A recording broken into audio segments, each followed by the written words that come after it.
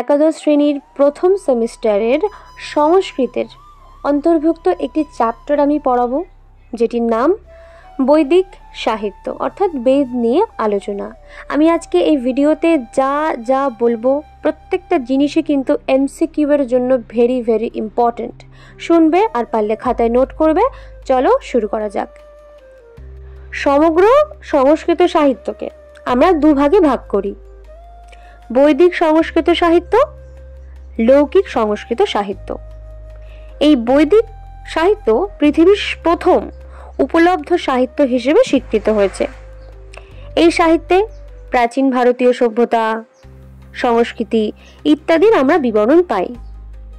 এখন প্রশ্ন, বেদ কি? বেদ হলো জ্ঞান। বেদ কথার অর্থ হচ্ছে জ্ঞান, কিন্তু এখানে জ্ঞান বলতে কিন্তু পরম জ্ঞানকে বোঝানো হয়েছে, অর্থাৎ ধর্ম, কর্মফল, স্বর্গ, মোক্ষ প্রভৃতি যে অভীষ্ট বস্তু আছে এবং পাপ কিভাবে আমরা পরিহার করব তার অলৌকিক উপায় যে গ্রন্থ থেকে জানা যায় সেই গ্রন্থকে বেদ বলা হয়। বেদের অনেকগুলো অপর নাম আছে। বেদের অপর নাম শ্রুতি। কেন? কারণ গুরু শিষ্য পরম্পরায় এই বেদ শ্রবণের মাধ্যমে, কানে শোনা এইটার মাধ্যমে অর্থাৎ শ্রবণের মাধ্যমে রক্ষিত হতো বলেই বেদের আর এক নাম শ্রুতি। এছাড়াও বেদকে বলা হয় ত্রয়ী। বেদ আমরা সবাই জানি চার প্রকার। কি করে জানি আমরা সবাই? সেই আমরা ছোট্টবেলায় পড়েছিলাম, মনে আছে? একে চন্দ্র, দুইয়ে পক্ষ, তিনে নেত্র, চারি বেদ। তো এই চারে বেদ অর্থাৎ চারটে বেদ কি কি? ঋগ, সাম, যজুঃ, অথর্ব। তো এই প্রথম যে তিনটে বেদ ঋগ, সাম, যজু, এই তিনটেকে বলা হয় ত্রয়ী। এই তিনটেকে নিয়ে বেদের আর এক নাম ত্রয়ী। এখন প্রশ্ন আসতে পারে যে কেন অথর্ব কি দোষ করলো, ওকে কেন ধরা হচ্ছে না? এর কারণ হচ্ছে যেহেতু প্রধান প্রধান যজ্ঞে অথর্ব বেদীয় মন্ত্রের কোনো প্রয়োগ ছিল না, তাই বেদ গণনাতে অথর্ব বেদকে বাদ দেওয়া হয়েছে। এছাড়াও বেদের আরো অনেক নাম আছে, যেমন আমনায়, ছন্দস, আগম প্রভৃতি। এখন আসি বেদের কাল সম্পর্কে জানতে। ভারতীয় সংস্কৃতি অনুসারে বেদ হচ্ছে অপৌরুষীয়, অর্থাৎ নিত্য, অনাদি। কেউ মানুষ তৈরি করেনি, এটা একদম আদি থেকে ছিল।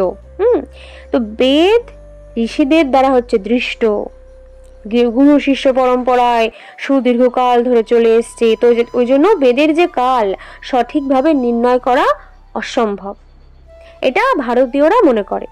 কিন্তু পাশ্চাত্য পণ্ডিত এবং পরবর্তীকালে অন্যান্য অনেক ভারতীয় মনীষী, অনেক যারা অধ্যাপক, তারা কিন্তু নানা রকম সাল বিবেচনা করেছে।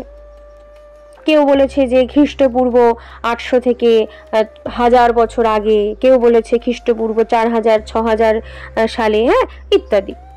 সে যাই হোক, সঠিকভাবে কিছুই বলা যায় না। এবার আসবো আমরা বেদের ভাগ নিয়ে। কটা বেদ আমি অলরেডি বললাম, চারটে বেদ। কি কি? ঋগ, সাম, যজু, অথর্ব। তো এই চারটে বেদকে আবার অবয়বগতভাবে প্রধান দুটি ভাগে ভাগ করা হয়েছে। মানে চারটে বেদেরই আবার প্রত্যেকটা বেদের আবার নিজেদের মধ্যে ভাগ আছে, ঠিক আছে? তো বেদের অবয়বগত, পরীক্ষার প্রশ্ন আসবে যে অবয়বগত ভাবে বেদ কয় ভাগে বিভক্ত? দুই ভাগে, প্রধানত দুই ভাগে বিভক্ত, মন্ত্র আর ব্রাহ্মণ। অর্থাৎ ঋগ্বেদ যদি তুমি খোলো, সেখানে প্রথম চ্যাপ্টার মন্ত্র পাবে, তারপরে ব্রাহ্মণ পাবে। সেরকম ভাবে তুমি যদি সামবেদ খোলো, সেখানেও তুমি মন্ত্র পাবে, ব্রাহ্মণ পাবে। তো প্রত্যেকটা বেদেই এরকম ভাগ আছে, মন্ত্র আর ব্রাহ্মণ। এটা হচ্ছে প্রধান ভাগ। বাট এই ব্রাহ্মণকে আবার দুই ভাগে ভাগ করা হয়েছে। ব্রাহ্মণের শেষের অন্তিম অংশকে বলা হয় আরণ্যক, আবার আরণ্যকের অন্তিম অংশকে বলা হয় উপনিষদ।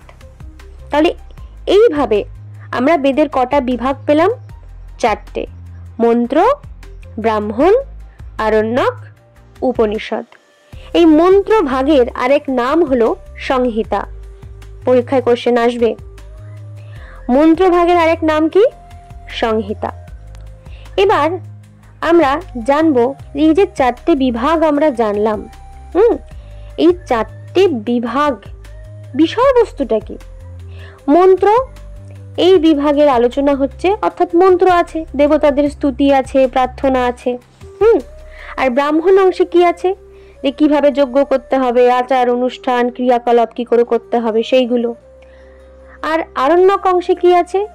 যে এই যজ্ঞ ছাড়াও ত্যাগের মাধ্যমে, আধ্যাত্মিকতার মাধ্যমে এই যজ্ঞের তাৎপর্য কি, আধ্যাত্মিকতা কি, অর্থাৎ সেই সময় যারা বিয়ে থাওয়া হয়ে গেলে সংসার জীবন কাটানোর পরে যারা বনে যেত, নির্জন জায়গায় সেই তপস্যা করতে যেত, যেটাকে আমরা বানপ্রস্থ বলতাম, সেখানে গিয়ে তারা ধ্যান করছে, ধ্যানের মাধ্যমে তারা কি শিখছে ইত্যাদি আলোচনা হচ্ছে আরণ্যক।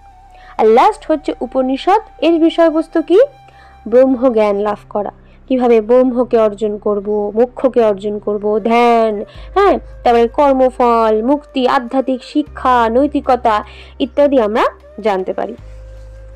এখন এই যে বেদের যে ব্রাহ্মণ অংশ, সেকেন্ড বিভাগ ব্রাহ্মণ, এই ব্রাহ্মণ ভাগকে অবলম্বন করে একটা দর্শন রচিত হয়েছিল। পরীক্ষায় প্রশ্ন আসবে যে বেদের ব্রাহ্মণ ভাগকে অবলম্বন করে কি রচিত হয়েছে? রচিত হয়েছে পূর্ব মীমাংসা দর্শন।